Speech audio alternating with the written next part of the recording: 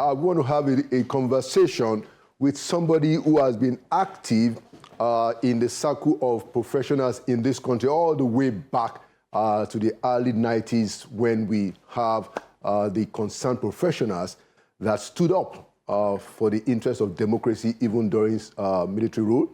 Somebody who had worked actively with NADECO leaders. Somebody who is also currently the chairman of the Board of Trustees of the South-South and Southeast Professionals of Nigeria. I'd like to welcome to Inside Sources, Mr. Emeka Ugwu-Oju. My brother, it's good to see you on Inside Sources. Thank you very much. All right. Yeah. It's a conversation on the future of Nigeria. And, you know, of course, I know of your pedigree. You know, I know how much you work with NADECO, concerned professionals in the 90s, and all the way up to now, what you do, especially even in the Patriots, where you're also a member. So I'd like to ask you, you know, based on what you have been involved with, where do you think Nigeria is going? What is the future of Nigeria if you look at it today? How does it look? Yeah, I think I would like to break it down in such a way that, you know, our viewers and listeners can easily relate to what we're talking about. Any country that doesn't have a good foundation, okay, will never actualize its potentials, okay? So it's like people will say leadership matters. Of course it matters. But having a good foundation and a bad foundation is very, very germane to how a country will progress, okay? The problem with Nigeria is that it has a bad foundation. Interesting. Okay, so even if you're a good leader, you have to work 10 times to be able to move from point one to point B. Okay, and that's why it's like one step forward, two steps backwards. So what we really need to do, and even as professionals, is to really look at that the issue is foundational. So what will you, how do you identify that foundation specifically? Are you speaking of the Constitution? You know, what is the foundation? I think for any country, the main thing is the Constitution. Let us always address the Constitution as the foundation of the country. Because the Constitution that says we're a country, and then this is what we're expected to do in this country, okay? Yeah, a good Constitution punishes bad behavior and rewards good behavior. A bad foundation maybe rewards bad behavior and punishes good behavior. So I'd like you to go into a little bit more details. So what should be the elements of this Constitution? What should the Constitution be?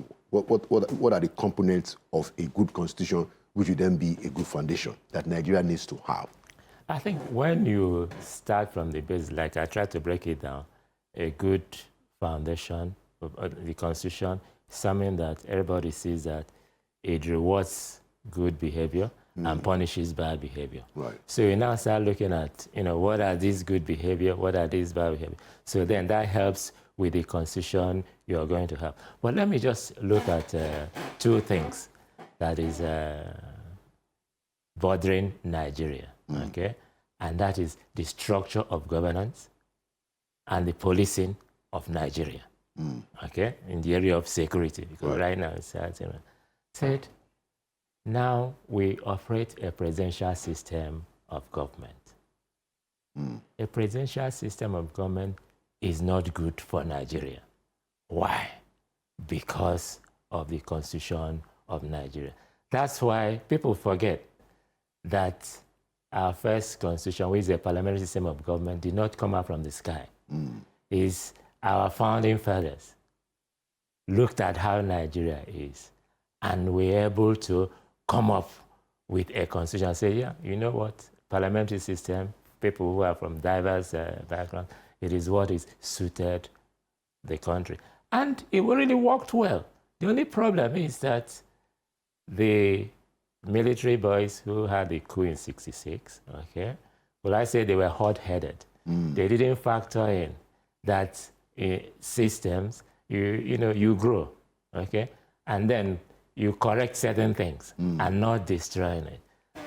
If I want to give an analogy with regards to corruption, say, if when we had parliamentary system of government, we had 10% corruption, in a presidential system, we now have 500%. Which one will you choose and which one will you live with? It's not that it's corruption-free, but the point is that the system that causes A, B, C, D. And I can always tell somebody, why is it so?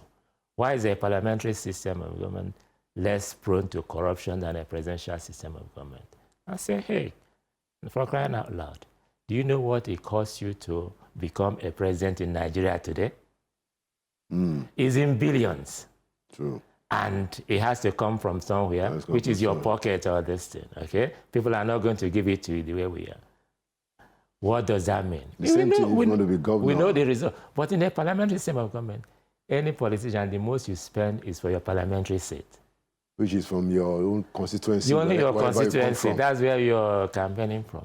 So the Nigerian professionals, they were active when we were battling military rule. But it seems that the Nigerian professionals have gone to some kind of a sleep. What do they have to do in this quest for a new Nigeria? How can we engage the Nigerian professionals? What can we do to get them involved more actively to change the course of this country? You said now that 97% of Nigerians don't think that we're in the right course, that what is happening is not right. But we have a group of active professionals all over the place who are basically silent.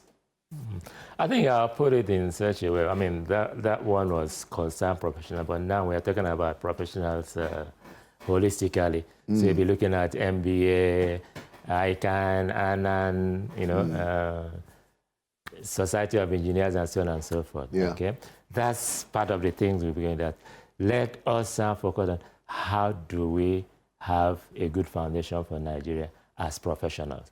What roles are we going to play? So these ideas of knowing that the Constitution is important, then professionals have to play their role in terms of educating the people. And also we expect in the next State Assembly and National Assembly, professionals, okay, good ones who are going to be sent by their people, but your people can only send you if you're a good one.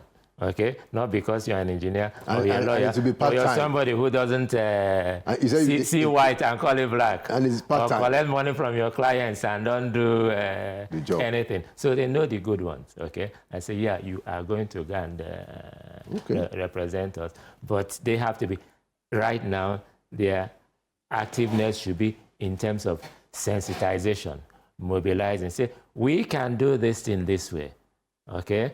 Non-partisan manner, nobody should deceive you, no distraction, we are in it together. The politicians who are the beneficiaries of the system will want to fight back. Exactly. But the professionals, if they come together, it's their responsibility to fight back against the... But it's unfortunate, some of the politicians are my good friends, but then you don't single out anybody. I don't blame them, it is the system that produces it. So that's why I don't blame any of the politicians on how they behave.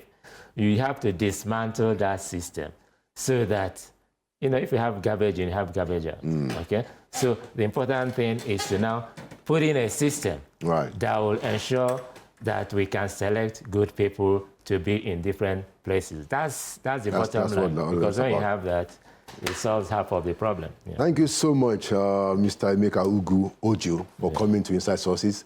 And thank you for your work as a professional, you know, a social entrepreneur, and this work that you are doing with the Patriots, which has a lot of us, you know, developing great expectations. And thank you for coming to Inside Sources. Thank you, Lolo, for having me. I think it's the fruits, I think my being here is the fruit of our relationship when you were working with my former co-mate when he was a vice president. So at least, you know, we'll have this relationship, and I'm very glad to be Thank you so much. Your program. Thank you so much. Thank you for your contribution to national development. Thank you.